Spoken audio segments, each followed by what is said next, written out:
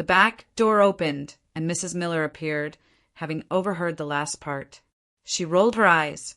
"Oh, girls these days are so unreasonable. We came here for love, for a better future for us. And now you dare say that." "Hi, I'm Tessa, 31, and I'm a principal engineer at a technology architecture firm in Austin. For the most part, I don't have room for chaos. And so when I met Jackson Miller, I thought I'd finally found the guy I was looking for, a quiet, seemingly calm, country chic guy my mother used to call me." "Are you sure?" my mother asked when I announced my engagement. "He doesn't seem like the kind of guy you want to be." I laughed. "I don't need someone like me, Mom. Just someone who understands me." Jackson didn't have a steady job, but he was exploring creative avenues. I loved the freedom with which he saw the world, at least at first. My family, though somewhat nervous, supported our family. My father even helped me complete the first house I designed myself, a smart, inspiring house and my wedding gift to my future self. "This is my first brainchild," I told him as we finished the wooden fence behind us. "I'm not just building a house, I'm building my life." And I truly believed it, but I didn't know it while I was building everything with love and effort. The house had only been completed for 3 days when the Jackson family's moving truck rolled into the yard. I stood in front of the door, the smell of fresh paint still lingering on my back. Before I could understand what was happening, a shrill voice rang out from inside the car. "Jackson, what is this fence? It's as closed as a prison. In my hometown, neighbors can even come over to ask for a jar of sugar." Then his mother stepped out. Floral robe, flip-flops, dragging a cat in a plastic cage. Jackson's father followed, silent, but his eyes darting around as if checking inventory. A minute later, I found myself standing in front of the scene of 6 people, including Jackson's cousins, dragging suitcases into my house, as if they were the new owners of my house. I tried to keep my voice calm. "Auntie, are you planning on staying for a few days?" She smiled without any hesitation. "Oh, honey, what days? This place is spacious and comfortable. You must stay for a long time." "Are you serious?" "Hey, the bed in the main room. I just tried it, and my back feels so much lighter. It's definitely too much for us." I was stunned. "Yes? The main room is for you and Jackson." Jackson stood there, smiling awkwardly. "I'm just kidding, Tess."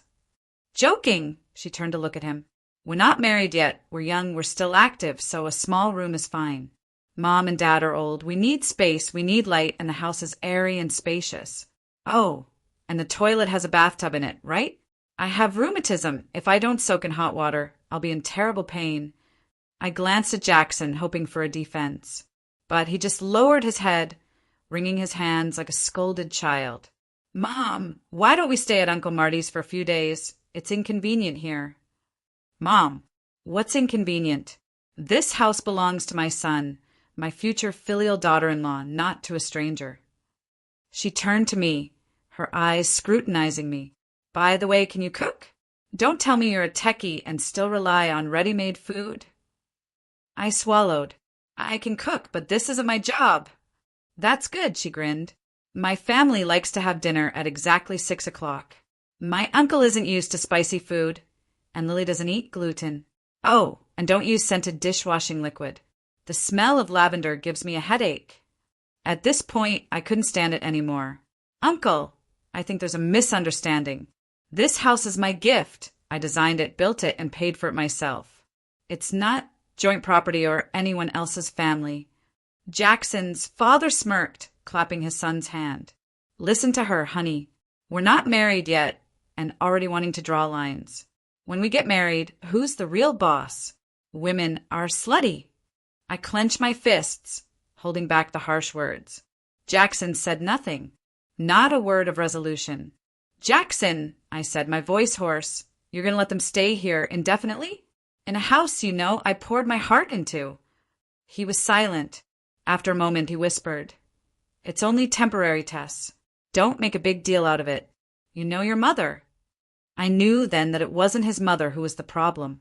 It was the man I was about to marry, the man who would never stand by me. That morning, I woke up on the sofa. The main room, the place I'd dreamed of Jackson and I would start our married life, was filled with his mother's steady snores and his father's mopping. The smell of hot oil, cheap perfume, and cigarette butts filled the house like a defeated one.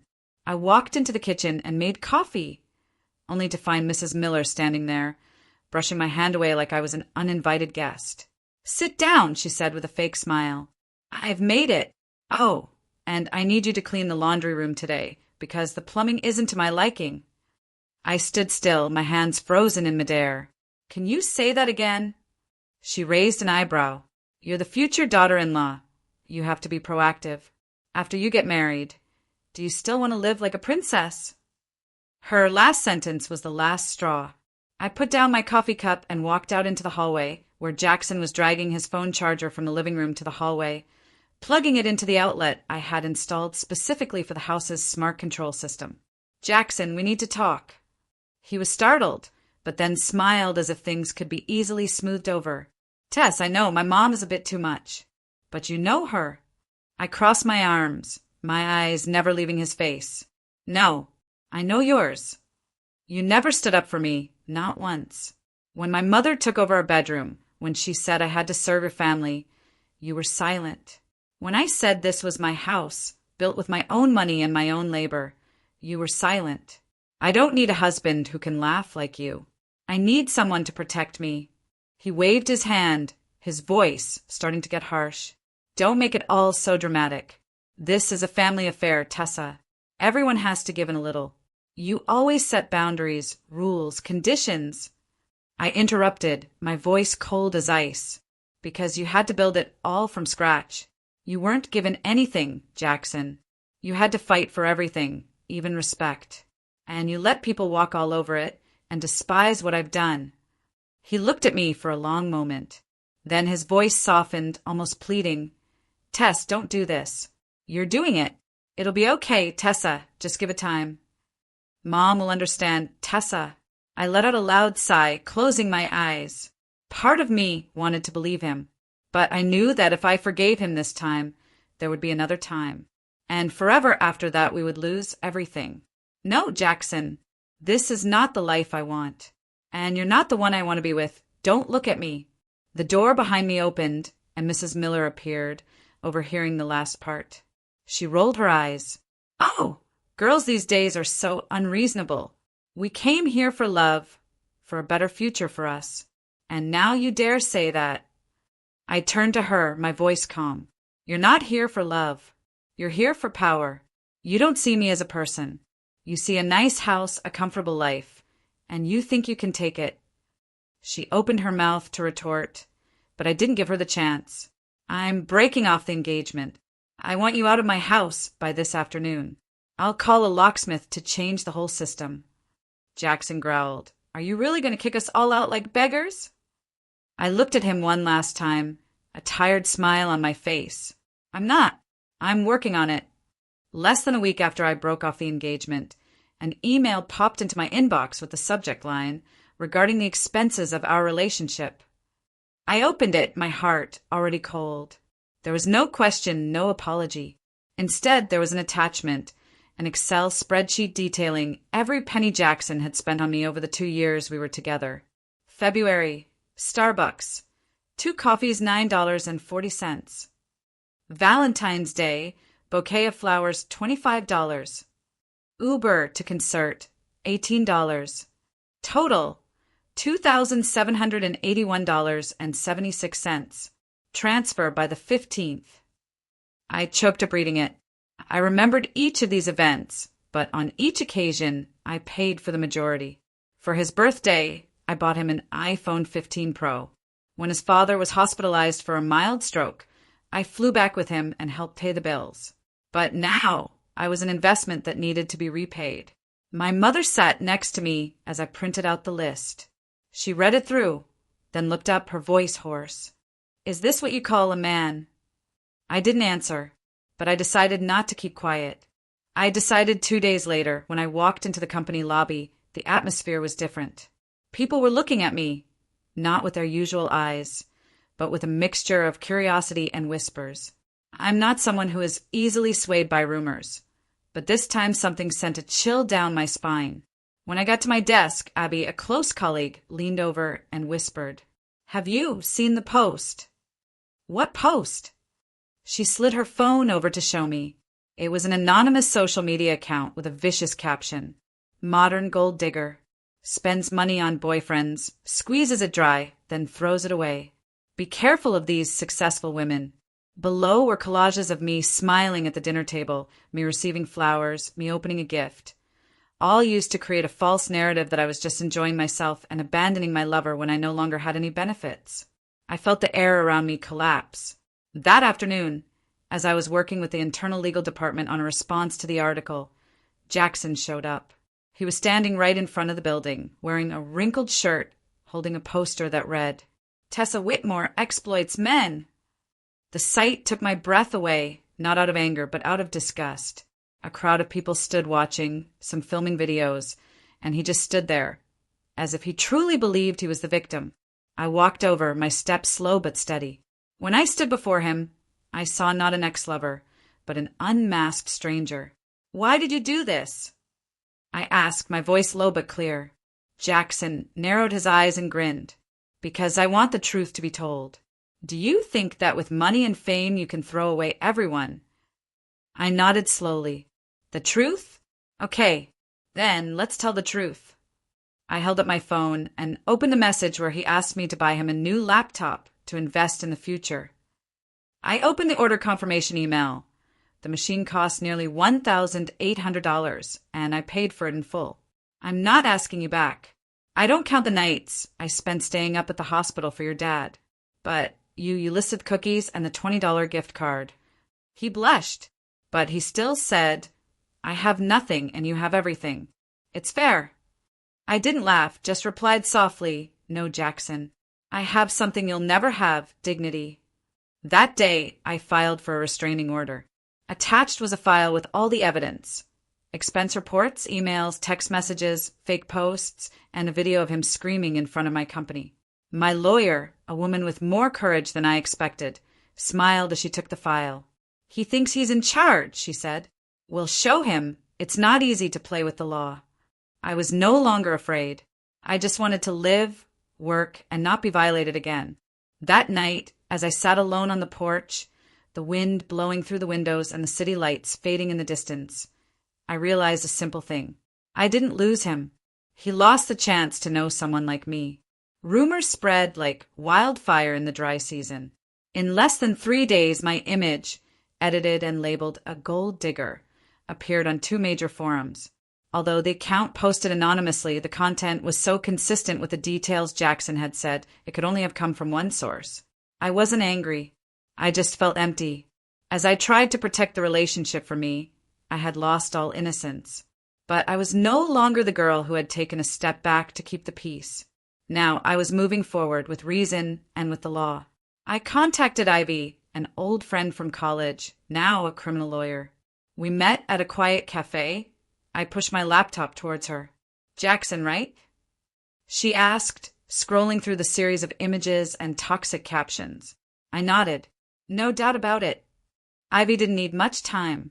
She immediately filed a takedown request on the posting platform and requested an IP trace from the anonymous account.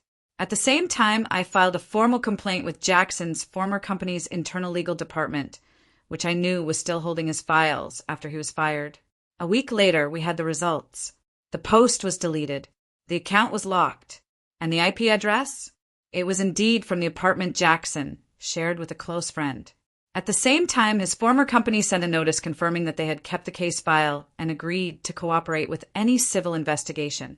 They also sent me a personal apology for the impact caused by their former employee.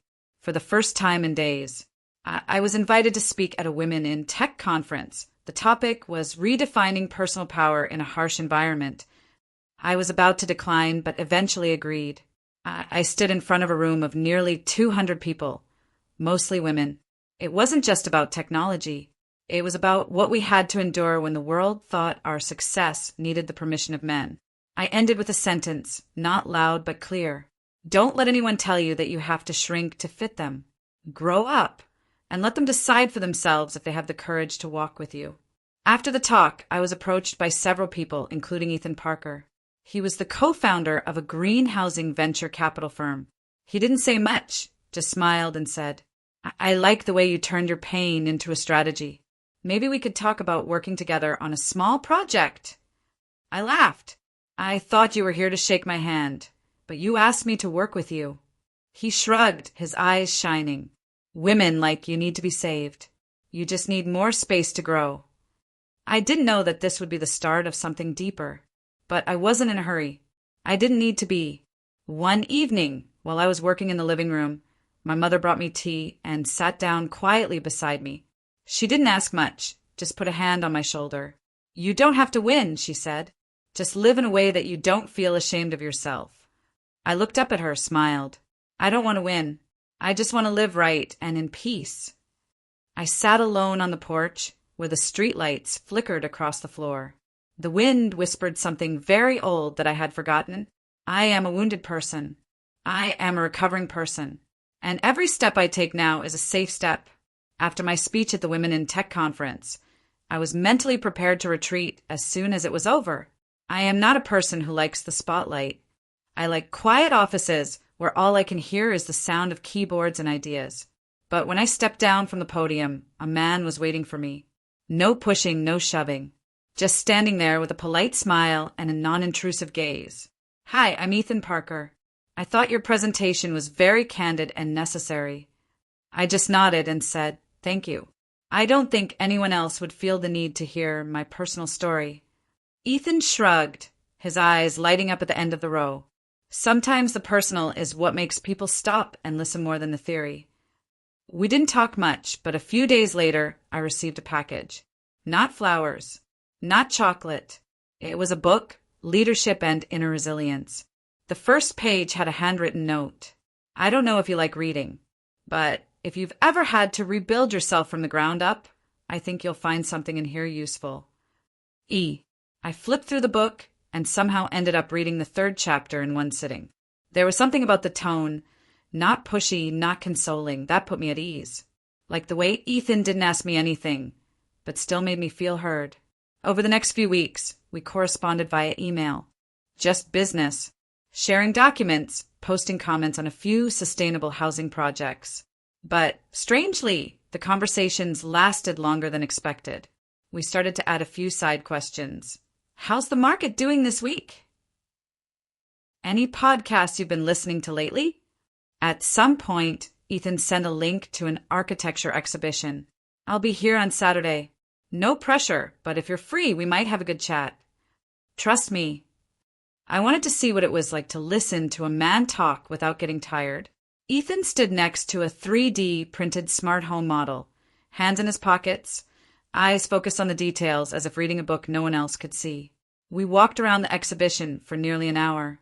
No one initiated conversation about the past.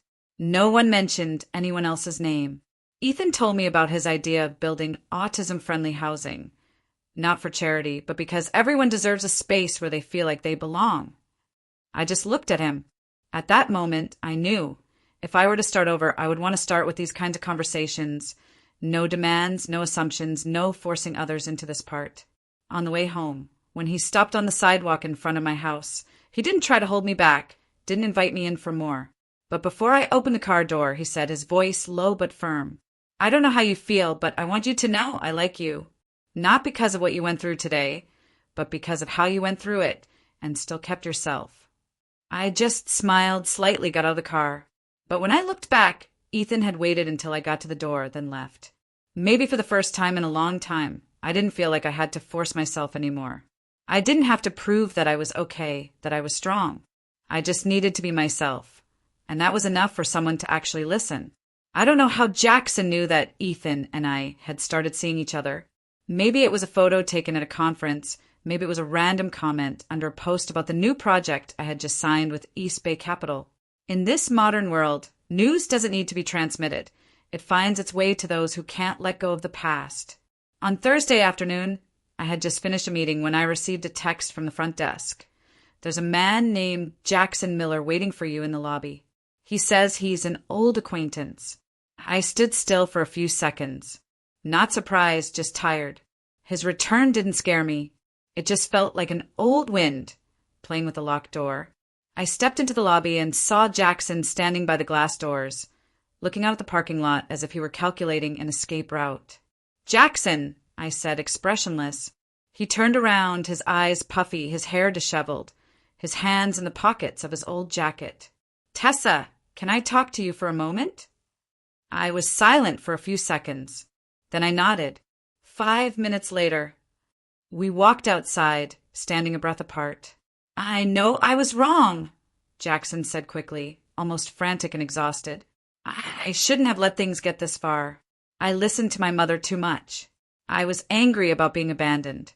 But I didn't think you would actually cut things off like that." I crossed my arms, keeping my voice even. "You weren't abandoned, Jackson. You were set free. You were the one who said, 'My mother just spoke too loudly.' You were the one who stayed silent when I was insulted in my own home. You're not the victim in this story." He bit his lip. "I saw you with someone new. I know you deserve to be happy. But I can't bear to think of you moving on as if I never existed." I looked at him for a long time. There was no anger, no pity. "You were wrong," I said softly. "Moving on isn't because I never existed. It's because I existed in a way that made you learn to save yourself." He lowered his head, his fingers trembling slightly. "You don't think you can forgive?" "Forgive?" I shook my head, my voice low. "Forgiveness is not for you to come back. Forgiveness is for me to walk away without you." A cold wind blew through the space between us, and I knew this was the last moment we would stand in the same world, because I had moved on, and he was still stuck in a version that no one wanted to keep. Before I turned away, Jackson tried to call out to me, "Tessa, if I had nothing, if I fell to the bottom, would you still ignore me?" I stopped, turned my head one last time, letting him. "Jackson, I reached out 100 times. You were the one who let me go. Now I ignore you. I just choose not to return to your abyss." Then I walked away. No looking back. No goodbyes. If you have ever been in a relationship that made you lose yourself, remember, you have the right to walk away, the right to rebuild your life, not for anyone but for yourself. Don't let anyone make you believe that you have to shrink to be loved. Live big, live right, and live freely. If you find Tessa's story inspiring, please click like to support the strong spirit and bravery of modern women. Don't forget to leave a review or share your feelings below. Every comment is precious.